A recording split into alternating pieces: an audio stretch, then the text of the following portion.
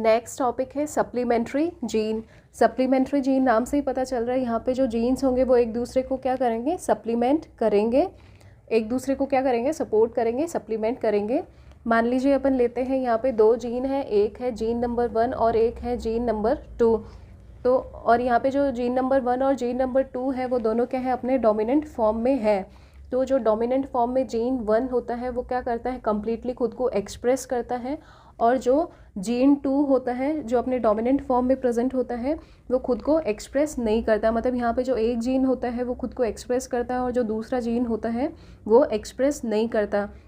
और जब ये जीन 1 और जीन 2 एक साथ आते हैं तो उससे एक नया नए फिनोटाइप को एक्सप्रेस करते हैं। सप्लीमेंट्री जीन में बस इतना सा याद रखना है कि यहाँ पे जो एक जीन होगा वो अपने आप को कम्प्लीटली एक्सप्रेस करता है और जो दूसरा जीन होता है वो एक्सप्रेस नहीं करता, और ये जीन जब दोनों एक साथ आ जाएंगे तो नया फिनोटाइप बना लेंगे। जैसे इसका एग्जाम्पल अपन देखते हैं, कोट कलर इन माइस।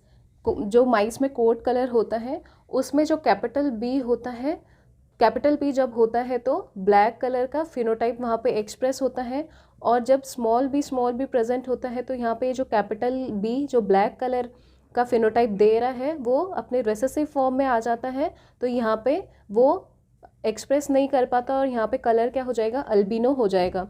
फिर अपन बात यहाँ पे, ये तो जीन नंबर 1 है जो खुद को कम्प्लीटली क्या कर रहा है, एक्सप्रेस कर रहा है, और कैपिटल बी से वो ब्लैक कलर को एक्सप्रेस कर रहा है और वो अपने रेसेसिव फॉर्म में, अपन को पता है कि जब जीन रेसेसिव फॉर्म में होता है तो वो एक्सप्रेस नहीं करता। और यहाँ पे जो जीन 2 है वो क्या है, ए है, और यहाँ पे अपन ने ऊपर देखा था जो जीन 2 होता है वो क्या करता है, खुद को एक्सप्रेस नहीं करता, और खुद को एक्सप्रेस नहीं करेगा तो इसका कलर क्या हो जाएगा, अल्बिनो हो जाएगा। फिर अपन ने देखा था जब जीन ए और जीन बी मतलब जीन 1 और जीन 2 जब साथ में आते हैं तो एक नया फिनोटाइप एक्सप्रेस होता है, और यहाँ पे नया फिनोटाइप क्या है, अगोटी है।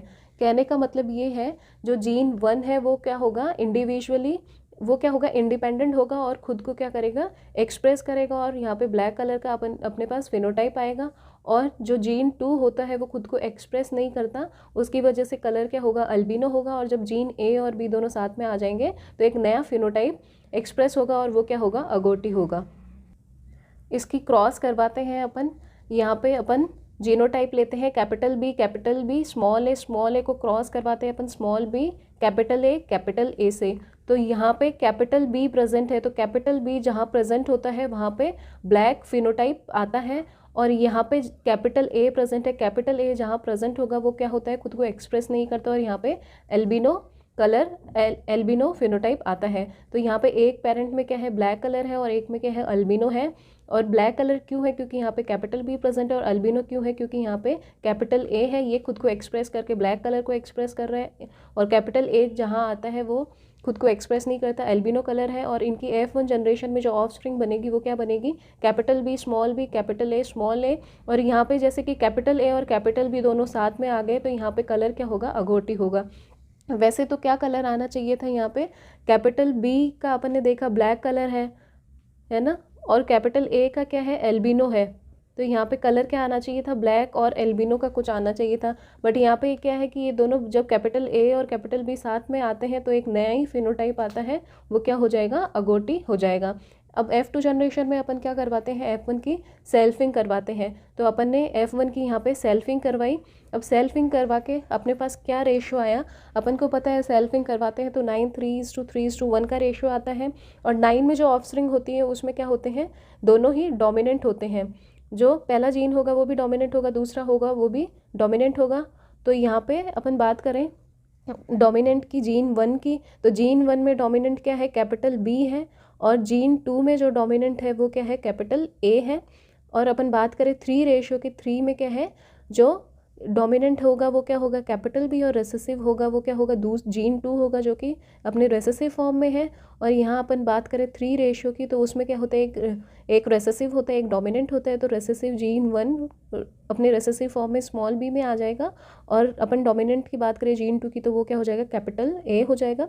फिर यहाँ पे एक ऑफस्प्रिंग जो प्रोड्यूस होती है उसमें दोनों क्या होंगे, अपने रेसेसिव फॉर्म में होंगे।